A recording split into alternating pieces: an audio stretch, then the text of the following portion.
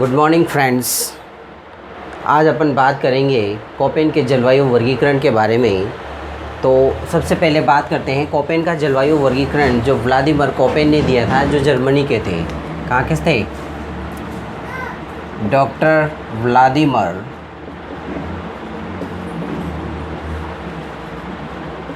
Koppen.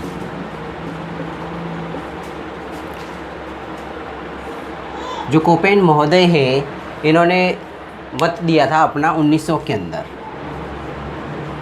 मत दिया। फिर इन्होंने इसको संशोधित किया था 1918 के अंदर, और एक बार इसका संशोधन किया गया था 1936 के अंदर। फिर व्लादिमीर कोपेन जो है, इन्होंने जलवायु का वर्गीकरण किया है। इसके जो आधार दिए थे इन्होंने, आधार किन किन आधारों पर इन्होंने इसका वर्गीकरण किया था। नंबर 1, वनस्पति, प्राकृतिक स्थानीय वनस्पति।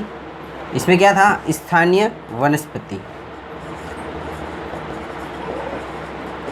स्थानीय वनस्पति।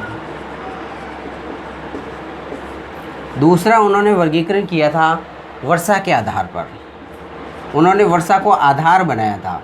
और तीसरा, तापमान।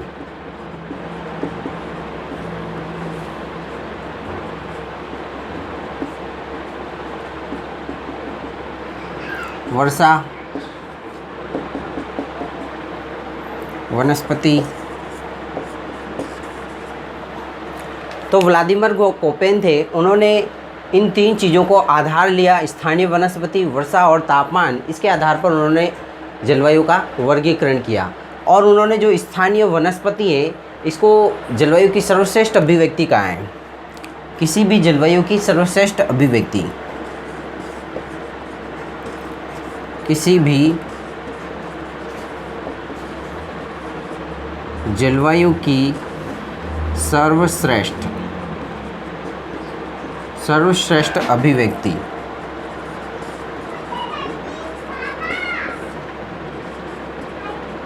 उन्होंने स्थानीय वनस्पति जो थी उसको सर्वश्रेष्ठ अभिव्यक्ति कहा है। किसी भी जलवायु को मापने के लिए सर्वश्रेष्ठ अभिव्यक्ति किया है। फिर उन्होंने इसका वर्गीकरण किया और उन्होंने कुछ मापदंड बताए, कुछ संकेत चिन्ह बताए, जिसको अपन रीडिंग करते हैं। तब तक आप देखो इसको।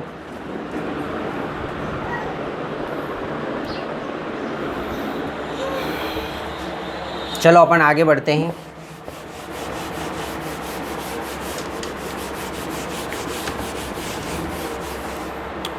व्लादिमीर कोपेन ने कुछ संकेत दिए थे, उन संकेतों को अपन पढ़ेंगे, उसके बाद में पता चलेगा कि उसका वर्गीकरण क्या था। सबसे पहले उन्होंने दिया था कैपिटल ए।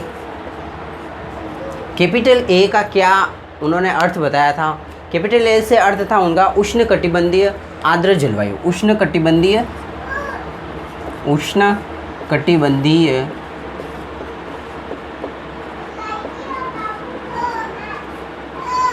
आर्द्र जलवायु।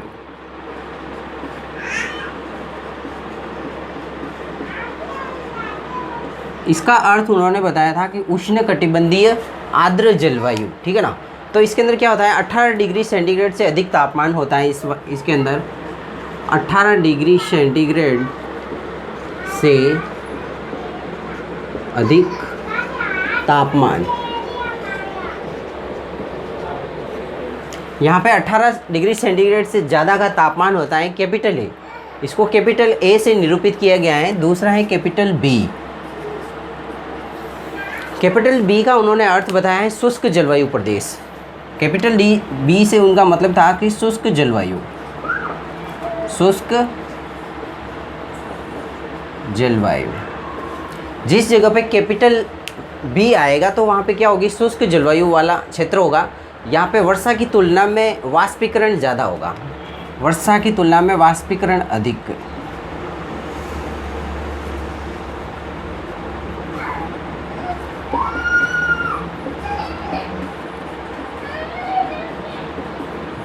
वर्षा की तुलना में वाष्पीकरण अधिक।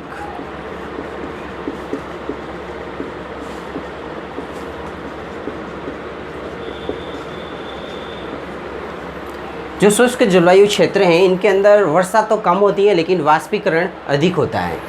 और जो शुष्क जलवायु क्षेत्र हैं इसको उन्होंने दो भागों में बांटा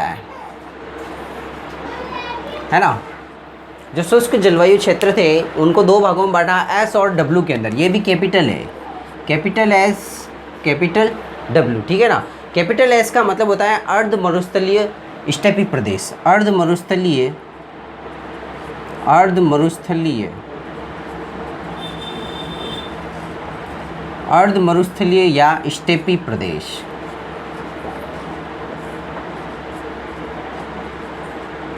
और जो डब्लू है, डब्लू का उन्होंने मीनिंग बताया मरुस्थलीय या शुष्क प्रदेश, मरुस्थलीय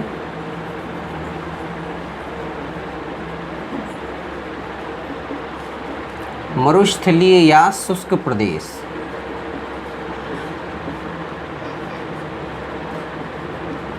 जो डब्लू, कैपिटल डब्लू है, उनका उन्होंने बताया कि ऐसे क्षेत्र जहाँ पे मरुस्थलीय होगा और शुष्क प्रदेश होगा उनको दो भागों में डिवाइड कर दिया है, कैपिटल बी को। अब आते हैं कैपिटल सी के ऊपर। कैपिटल सी का उन्होंने मतलब बताया शीतोष्ण कटिबंधीय आर्द्र जलवायु, शीतोष्ण कटिबंधीय आर्द्र जलवायु, शीतोष्ण कटिबंधीय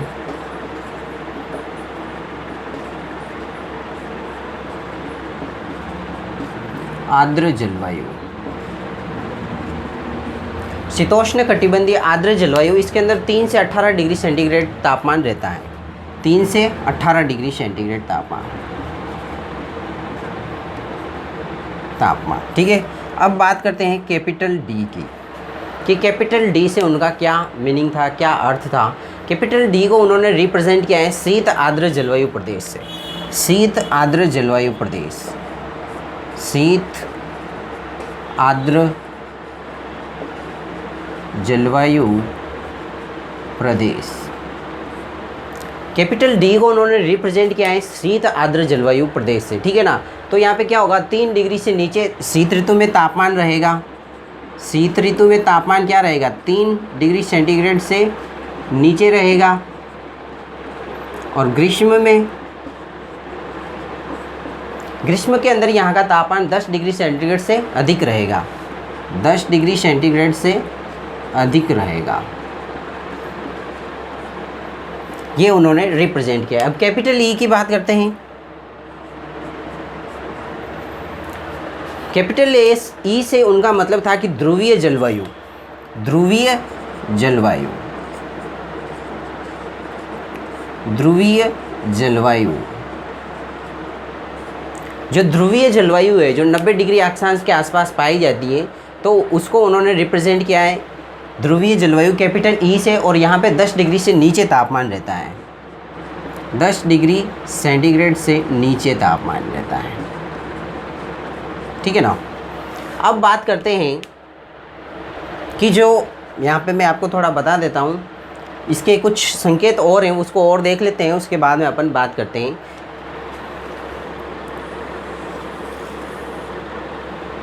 ये अपना आ गया भूमध्य रेखा, इसको क्या कहेंगे, 0 डिग्री अक्षांश, इसको क्या कहेंगे, 0 डिग्री अक्षांश, ठीक है ना। और यहाँ पे आ गया 23.5 डिग्री कर्क रेखा और 23.5 डिग्री दक्षिणी, यहाँ पे हो जाएगा 23.5 डिग्री और ये भी हो जाएगा 23.5 डिग्री, ठीक है। यहाँ पे हो जाएगा 66.5 डिग्री और यहाँ पे भी एक 66.5 डिग्री बन जाएगा, ठीक है ना। तो ये जो होगा कर्क रेखा होगी, ये होगी कर्क रेखा, ये क्या है कर्क, ये मकर, ये होगी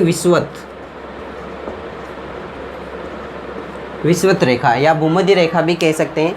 तो इस बेल्ट के अंदर जो भी तापमान रहेगा वो उपोष्ण कटिबंध रहेगा, ये वाला है ना, उपोष्ण कटिबंध। यहाँ पे जो तापमान रहेगा उसको क्या कहेंगे, उपोष्ण कटिबंध। 0 डिग्री से लगाकर 23.5 डिग्री उत्तरी और 23.5 डिग्री दक्षिणी अक्षांश, कर्क और मकर रेखा की तरफ, ठीक है। अब बात करते हैं, इसके ऊपर रहेगा शीतोष्ण। शीतोष्ण तापमान कहाँ पे रहेगा, 23.5 डिग्री से 66.5 डिग्री के बीच जो तापमान रहेगा वो शीतोष्ण रहेगा। और इसके ऊपर रहेगा शीत, और यहाँ पे क्या रहेगा 90 डिग्री है ये, है ना। यहाँ पे क्या है 90 डिग्री सेंटीग्रेड, 90 डिग्री पे है यहाँ पे, ठीक है ना। तो इसी तरह यहाँ पे भी रहेगा शीतोष्ण और शीत।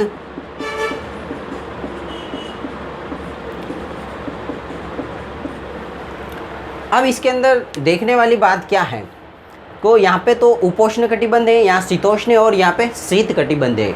जो 45 से 60 के मध्य जो होगा वहाँ पे क्या होगी, स्टेपी वनस्पति आएगी। 45 से 60 डिग्री के मध्य, जो 45 से 60 के मध्य तापमान रहेगा वहाँ पे किस प्रकार की वनस्पति पाई जाएगी, स्टेपी वनस्पति, स्टेपी वनस्पति। जो यहाँ से 45 से जो 60 के बीच तापमान होगा वहाँ पे किस प्रकार की वनस्पति पाई जाएगी, स्टेपी वनस्पति। और स्टेपी वनस्पति को किससे रिप्रेजेंट किया है अपन ने, स्टेपी प्रदेश कौन सा है, अर्ध मरुस्थलीय प्रदेश, शुष्क जलवायु के अंतर्गत आता है। तो इसके कुछ और संकेत हैं जो इसको स्मॉल लेटर से रिप्रेजेंट किया गया है, जैसे कि स्मॉल, अब यहाँ पे मैं लिख देता हूँ, स्मॉल लेटर है ये, स्मॉल लेटर W। ये जो स्मॉल लेटर है शीत ऋतु शुष्क, इसको क्या कहा गया है, शीत ऋतु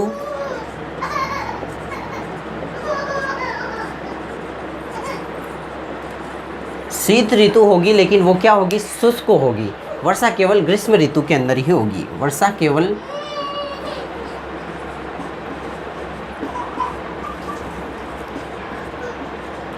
वर्षा जो इसके अंदर होगी वो केवल ग्रीष्म ऋतु के अंदर ही वर्षा होगी, शुष्क होगी, जैसे कि अपने राजस्थान में पाई जाती है ना। और उसके बाद में है एक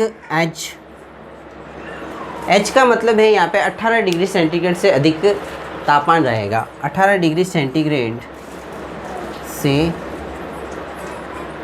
अधिक, यहाँ पे 18 डिग्री 18 डिग्री से अधिक तापमान रहेगा। वार्षिक तापमान जो कह सकते हैं, वार्षिक तापमान। उसके बाद में है स्मॉल जी, एक स्मॉल जी को उन्होंने रिप्रेजेंट किया है वर्षा ऋतु से पहले ग्रीष्म ऋतु, वर्षा ऋतु से पहले, वर्षा ऋतु से पहले ग्रीष्म ऋतु।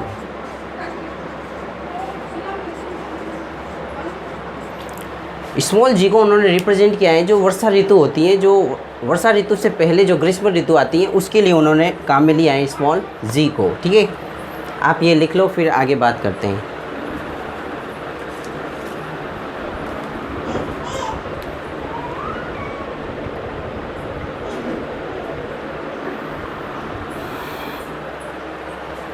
आई थिंक सो आपने कर लिया होगा। अपन आगे बढ़ते हैं, थोड़ा सा टॉपिक रह गया है उसको कर लेते हैं।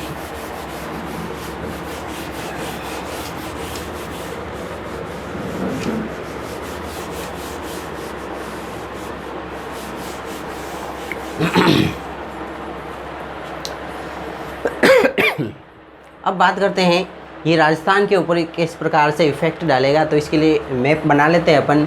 मेरे को मैप बनाना इतना अच्छे से आता नहीं है, लेकिन आप राजस्थान का मैप अपने पास रखिएगा जिससे आपको समझने में दिक्कत नहीं आएगी, ठीक है ना। जैसे कि मुझे मैप इतना अच्छे से आता तो नहीं है, लेकिन फिर भी कोशिश करता हूँ मैं, ठीक है ना।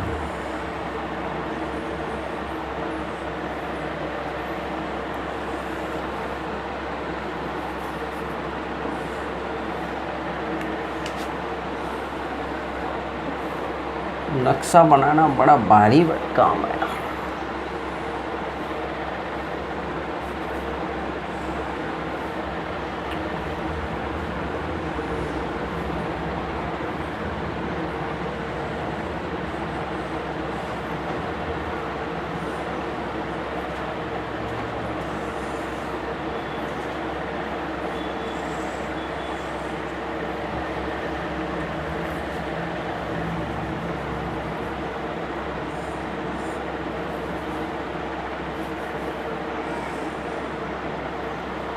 ठीक है, ये राजस्थान का मैप आप इसको समझ लेना, इतना अच्छा नहीं बना है, लेकिन फिर भी आप इसको देख लेना, थोड़ा सा सही कर लेते हैं।